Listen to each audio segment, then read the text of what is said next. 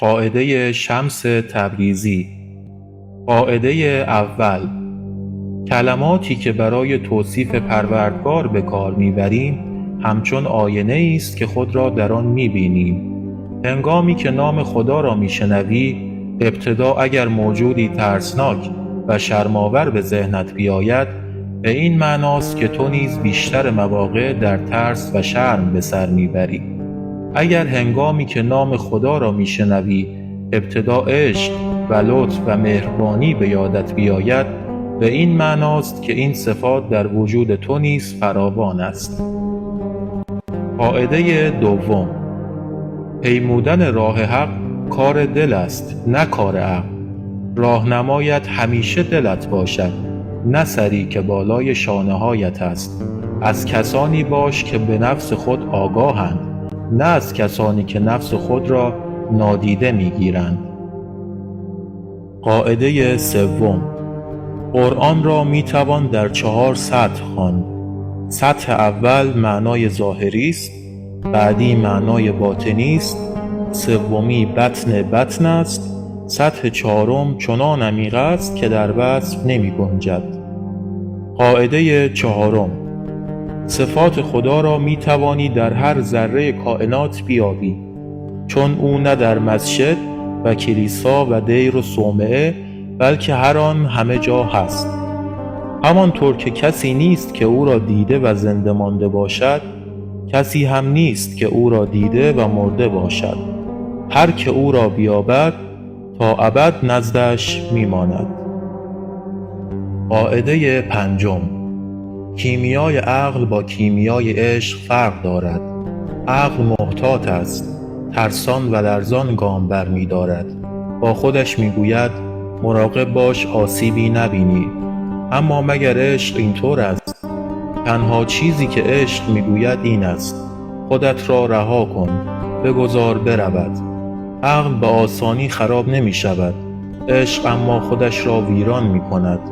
گنج ها و خزانه ها هم در دل ویرانه ها یافت می شود. از هرچه هست در دل خراب است.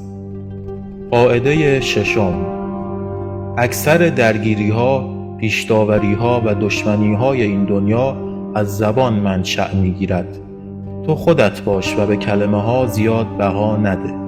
در دیار عشق زبان حکم نمی راند، عاشق بی زبان است. قاعده 7: در این زندگانی اگر تک و تنها در گوشه انزوا بمانی و فقط پژواک صدای خود را بشنوی، نمی توانی حقیقت را کشف کنی. فقط در آینه انسانی دیگر است که می توانی خودت را کامل ببینی. قاعده 8: هیچگاه نومید مشو. اگر همه درها هم به رویت بسته شوند، سرانجام او کوره راهی مخفی را که از چشم همه پنهان مانده به رویت باز می کند. حتی اگر همکنون قادر به دیدنش نباشی، بدان که در پس گذرگاه های دشوار باغهای بهشتی قرار دارد. شکر کن، پس از رسیدن به خواسته‌ات شکر کردن آسان است. صوفی آن است که حتی وقتی خواسته‌اش محقق نشده شکر گوید. قاعده 9: صبر کردن به معنای ماندن و انتظار کشیدن نیست، به معنای آینده نگر بودن است. صبر چیست؟ به تیغ نگریستن و گل را پیش چشم مجسم کردن است. به شب نگریستن و روز را در خیال دیدن است. عاشقان خدا صبر را همچون شهد شیرین به کام می‌کشند و هضم می‌کنند. می‌دانند زمان لازم است تا هلال ماه به بدر کامل بدل شود. قاعده 10: به هر سو که می‌خواهی، شرق، غرب، شمال یا جنوب، برو. اما هر سفری را که آغاز می‌کنی، سیاحتی به درون خود بدان. آن که به درون خود سفر می‌کند، سرانجام عرض را طی می‌کند. قاعده 11: قابله می‌داند که زایمان بی درد نمی‌شود. برای آنکه تویی نو و تازه از تو ظهور کند، باید برای تحمل سختی‌ها و دردها آماده باشی. قاعده 12: عشق سفر است. مسافر این سفر چه بخواهد چه نخواهد از سر تا پا عوض می شود. کسی نیست که رهرو این راه شود و تغییر نکند. قاعده 13. در این دنیا بیش از ستاره های آسمان مرشد نما و شیخ نما هست.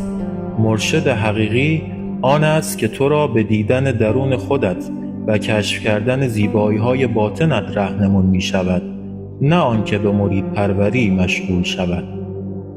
قاعده 14. به جای مقاومت در برابر تغییراتی که خدا برایت رقم زده است، تسلیم شو.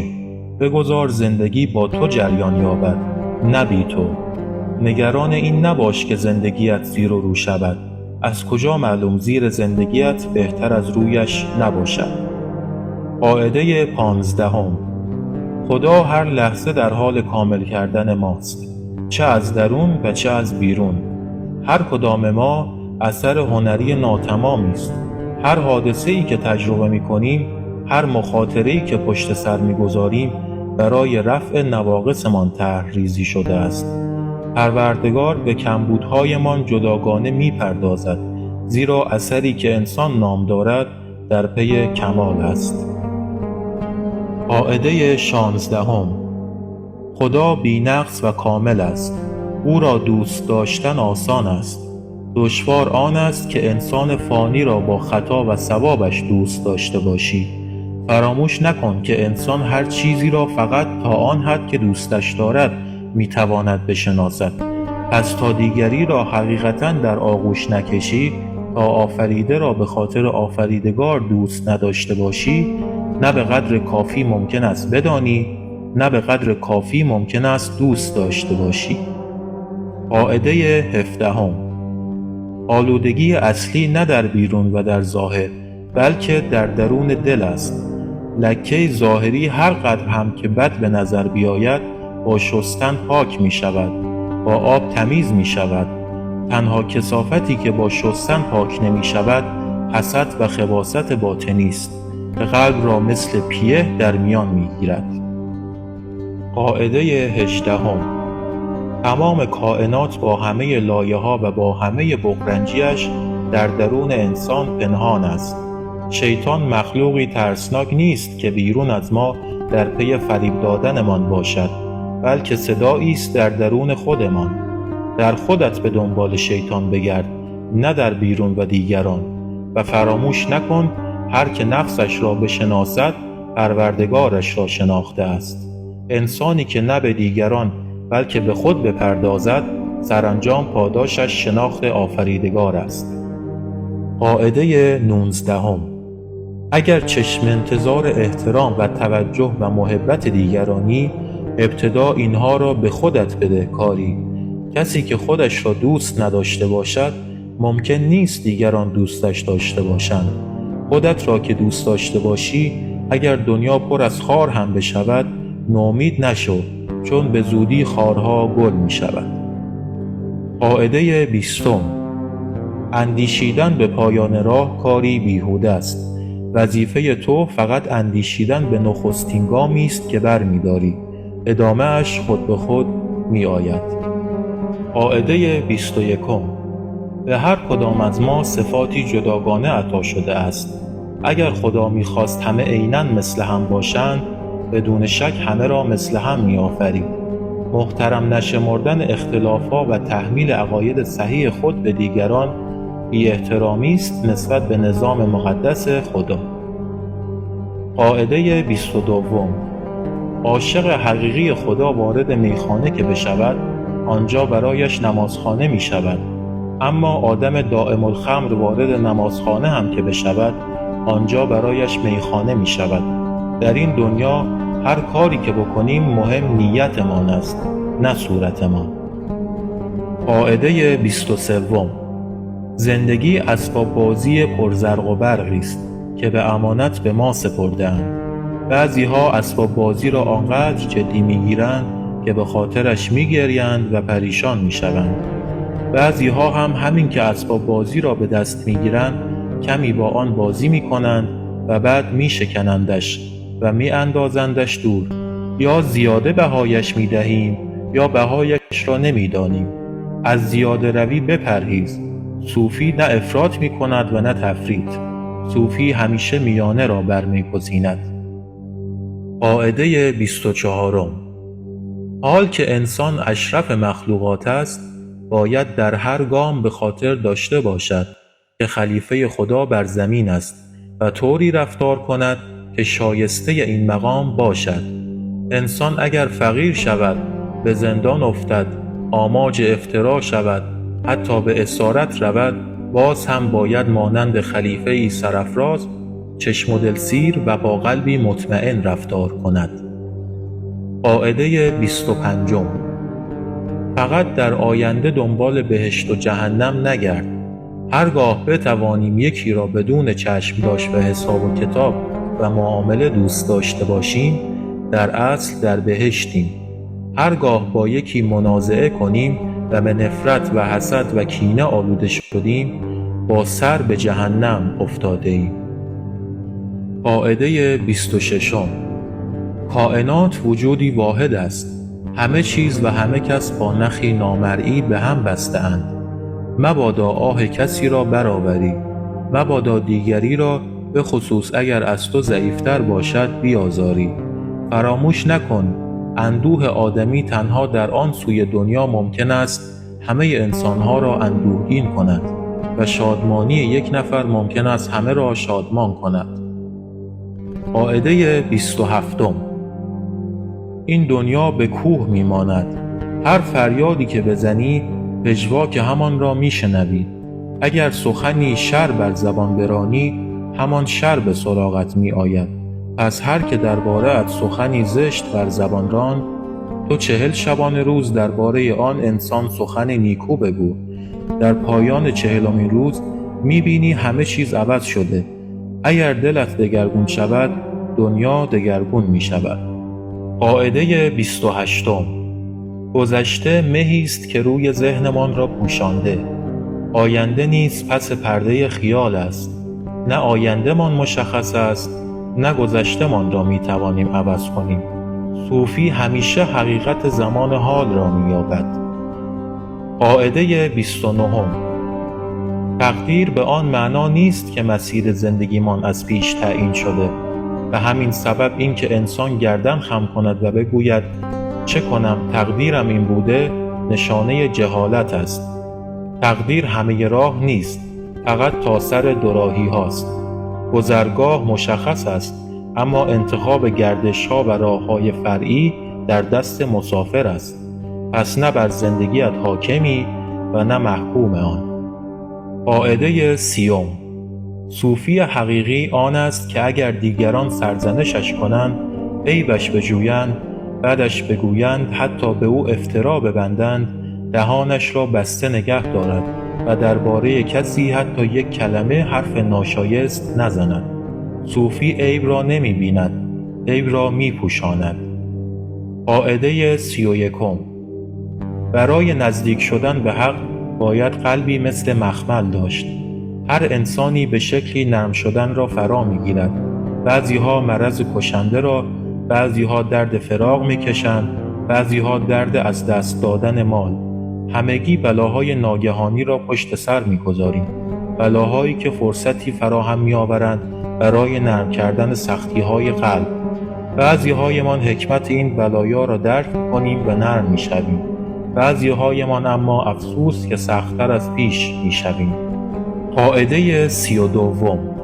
همه پرده های میانتان را یکی یکی بردار تا بتوانی با عشقی خالص به خدا بپیوندی. قواعدی داشته باش، اما از قواعدت برای راندن دیگران یا داوری درباره‌شان استفاده نکن. به ویژه از بت‌ها بپرهیز ای دوست، و مراقب باش از راستی‌هایت بت نسازی. ایمانت بزرگ باشد، اما با ایمانت در پی بزرگی مباش. قاعده 33. در این دنیا همه میکوشند چیزی شوند، تو هیچ شو. مقصدت فنا باشد. انسان باید مثل گلدان باشد. همانطور که در گلدان نه شکل ظاهر بلکه خلأ درون مهم است، در انسان نیز نه ظن منیت بلکه معرفت هیچ بودن اهمیت دارد. قاعده 34. تسلیم شدن در برابر حق نه ضعف است نه انفعال، برعکس چنین تسلیم شدنی قوی شدن است به حد اعلی. انسان تسلیم شده سرگردانی در میان موجها و گردابها را رها می کند و در سرزمینی امن زندگی می کند. قاعده 35. در این زندگی فقط با تضادهاست که می توانیم پیش برویم. مؤمن با منکر درونش آشنا شود، ملحد با مؤمن درونش. شخص تا هنگامی که به مرتبه انسان کامل برسد پله پله پیش می رود و فقط تا حدی که تضادها را پذیرفته بالغ می شود. قاعده 36. از حیله و دسیسه نترس. اگر کسانی دامی برایت بگسترانند تا صدمه‌ای به تو بزنند، خدا هم برای آنان دام می گسترد. چاهکن اول خودش ته چاه است. این نظام بر جزا استوار است. نه یک ذره خیر بی جزا می ماند، نه یک ذره شر. تا او نخواهد برگی از درخت نمی افتد. فقط به این ایمان بیاور. قاعده 37. ساعتی دقیق تر از ساعت خدا نیست. آنقدر دقیق است که در سایه اش همه چیز سر موقعش اتفاق می افتد. نه یک ثانیه زودتر، نه یک ثانیه دیرتر. برای هر انسان یک زمان عاشق شدن است، یک زمان مردن. قاعده 38. برای عوض کردن زندگیمان، برای تغییر دادن خودمان هیچگاه دیر نیست. هر چند سال که داشته باشیم، هر گونه که زندگی کرده باشیم، هر اتفاقی که از سر گذرانده باشیم، باز هم نو شدن ممکن است. حتی اگر یک روزمان درست مثل روز قبلش باشد، باید افسوس بخوریم. باید در هر لحظه و در هر نفس نو شد. برای رسیدن به زندگی نو باید پیش از مرگ مرد. قاعده 39. حتی اگر نقطه ها مدام عوض شوند، کل همان است. به جای دزدی که از این دنیا می رود، دزدی دیگر به دنیا می آید. جای هر انسان درستکاری را انسانی درستکار می گیرد. کل هیچگاه دچار خلل نمی شود. همه چیزش سر جایش می ماند، در مرکزش. هیچ چیز هم از امروز تا فردا به یک شکل نمی ماند، تغییر می کند. به جای هر صوفی که می میرد، صوفی دیگر می زاید. قاعده 40. عمری که بی عشق بگذرد بیهوده گذشته است.